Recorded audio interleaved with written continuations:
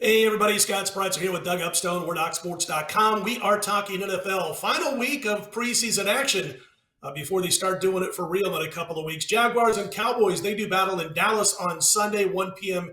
Eastern time kickoff. And listen, Doug, we know Dak Prescott won't play. But the news on Thursday was that Urban Meyer has named Trevor Lawrence the Week 1 starting tackle dummy over Gardner Minshew for the Jacksonville Jaguars. And before your thoughts on this Sunday's preseason matchup in Dallas, your thoughts on Trevor Lawrence just being named the starter. Yeah, well, I mean, that's the biggest non-surprise maybe of the preseason. That's for sure. The thing about it that, as you said, the tackling dummy, that's the big thing to me. That's a concern. And if you remember Joe Burrow last year with Cincinnati, he got punished. Okay, before he finally got hurt last year. And so if there's Urban Meyer has any designs on, let's just say, trying to maybe trade Gardner Minshew, I don't think I'd do that. Okay, because I think he's going to play quite a bit as it's going to ultimately turn out, or certainly play enough. It could be on a game-to-game basis. We'll see. But, because I mean, even the Monday night game, some of the hits that Lawrence took, oh my goodness, and this isn't even for real yet. So yeah, I don't know. We'll see. That's not going to be an easy situation. Even if Meyer decides to play more up tempo, which is what the rumors are floating around is going to happen with Jacksonville. It really depends a lot on where a quarterback goes, if he's going to have a big career or not. And it's kind of funny because I remember Derek Carr's older brother, David, when he came out of college and he ended up playing for the Houston Texans, and Houston had like a brand new offensive line with no time to develop chemistry. David Carr was serious talent. He goes to an established team, offensive line that's at least capable of protecting the quarterback so they can have a 500 season. I think he ends up being a better quarterback than he was. Tom Brady landed in the exact perfect spot. Now, I'm not trying to take anything away from Brady. I'm a huge Tom Brady fan on the field, but the bottom line is he landed in the right spot. He gets David Carr's luck and ends up, in a team like Houston at the time, brand new offensive line. Maybe Brady's not a starter by year 4 or year 5, and he's just another good backup or, journeyman starter. And again, I'm not trying to take away anything from Brady at all, but these guys got to land in the right place. I'm not sure Trevor has done that. I'm not sure Urban Meyer is going to be around for more than a year or two. He's not the kind of guy who likes to, I don't think, really have to take losses and defeats week after week. We saw him have a great run at Florida, at Utah, at Bowling Green, but at Florida and Ohio State, things got a little weird and he left, and maybe he did have health problems. I get that.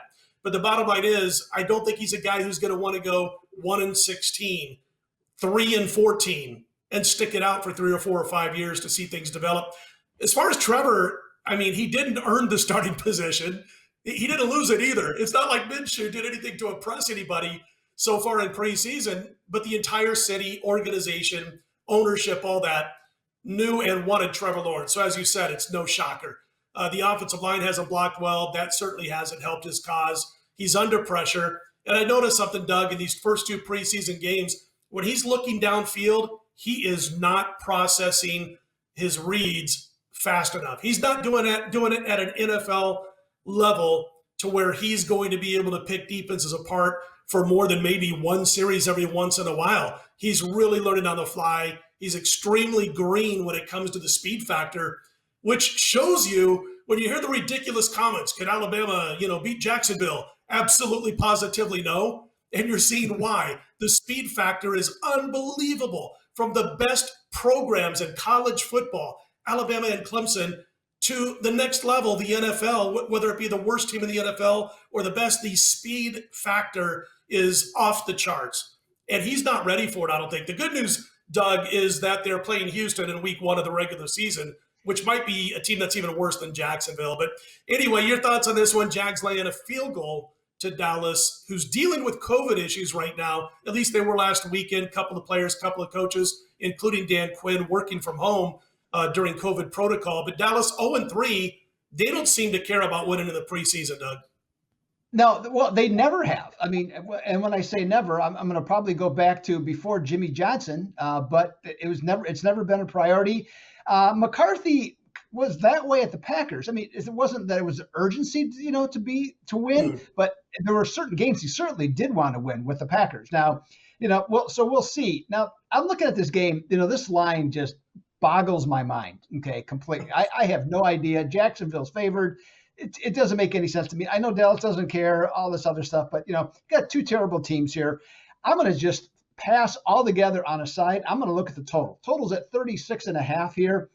I don't think either team is, just say offensively, they're not going to show much, I don't think at all, and not that they have anyways. So it won't be that hard for them to continue that. But so from that standpoint, when the total is 35.5 to 42 in the preseason, teams like Dallas are 29-9 under. Okay, and looking at that, and if a team played on a Monday night in August, so the preseason, which the Jacksonville Jaguars just did, 70% of the time in their next game, it's the under that ends up being the winner. So that's real simple, Scott. That's where I'm going. I'm going to take the under 36.5 in this contest. Why don't you share with everybody what you're thinking about? Well, I'll tell you what, if you're basing Jacksonville to go over the total in this game, or Jacksonville and Dallas based off of, hey, the Jacksonville Jaguars put up, 44 points along with New Orleans the other night, wipe that out of your brain, out of your handicapping portion of your brain, because that was, if you had the under, man, that is just bad luck, that there were 44 points scored in that game. If you had the over, cash the ticket and run quickly before the book grabs you and takes their money back. I mean, that's how crazy it was. So I agree with you that the total looks to be an underplay. Again, you're not going to have any significant starters for Dallas. In all likelihood, going in this one on the opposite side of the football, Dak Prescott not going to play until the regular season. The one thing about Jacksonville, and the reason I can see them being a favorite in this one, they have to have some rhythm developed in this game for that top offense, the top offensive unit, Trevor Lawrence in particular, if they're going to have any thoughts of winning in week one, even though it's against the Houston Texans. They have no offensive rhythm right now. So I think you got to play Trevor Lawrence. I mean, if he's going to be your starter, if he gets hurt, so be it. That sucks, but that's the way it goes. He's got to play a whole half, I think, this week. I really do, Doug.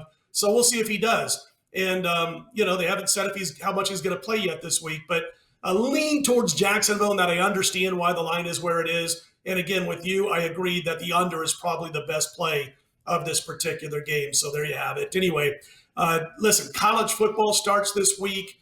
If you're watching this after Thursday, the plays are already up for the guys who are in action this week. Just a handful of games. I'm involved in at least one. And anyway, I was just going to say that you can get those on Thursday afternoon at DocSports.com if you're watching this, and any time after that up until kickoff time for whatever game the guys happen to be on. And you can also use that $60 free account, which is the coolest way that I've ever seen in the industry to give a website a try.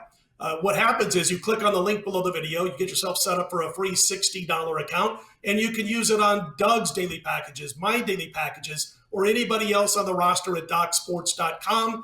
It is as cool as that.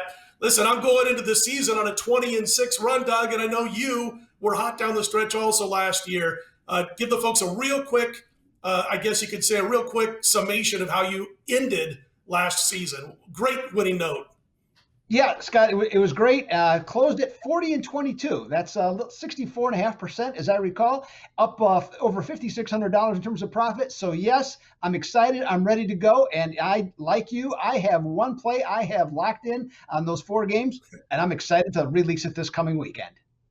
I just can't wait. I'm going to be watching all the games. I'm going to look for a potential in-game betting, as I always do. But listen, we're a plus $9,000 run right now at DocSports.com with my football going into this season. So check it out. Use that free account if you're not yet a member. He's Doug Upstone. I'm Scott Spreitzer. We are DocSports.com. Let's put the weekend in the win column.